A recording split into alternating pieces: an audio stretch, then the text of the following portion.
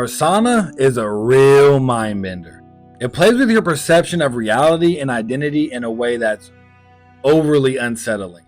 Let's get into it. Now, this film came out in 1967 and is still revered as one of the great films ever. And it's always crazy to me because I just feel like movies from the 60s are always just a little weird. Like, there's always just a little something behind the message, or there's just something. What the fuck was going on in the 60s? I think the directing was very unique, especially for 1967, but in a good way unique, not bad.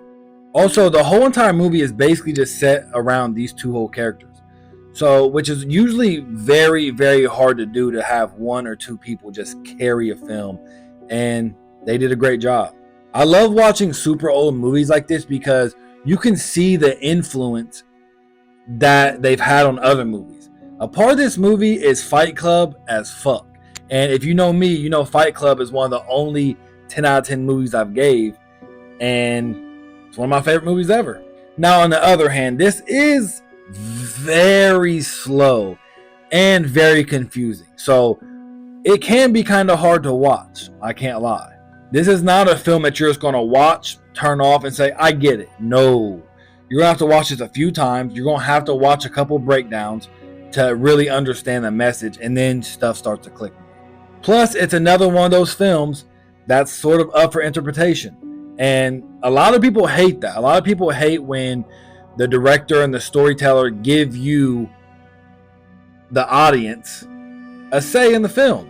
And me personally, I like that. So, this is good, my good graces, but I can see if people hate this movie. Now, I love that concept. I love the acting. I love the directing, right?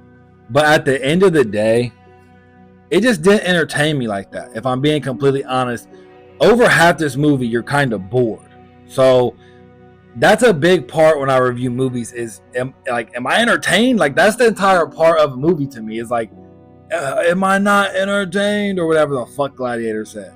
Now, the critics gave us a 91% and the audience a 94. I gave this a 6 out of 10 strictly off of the concept and the influence. Because if it didn't have none of that, this would be a horrible movie. I think that I would only recommend this to like a select few people. I firmly believe that 99.9% of people would watch this and hate this film. So I don't hate this film. I'm not mad that I watched it. But at the end of the day, this is not a rewatch for me. And I can think of plenty more entertaining movies.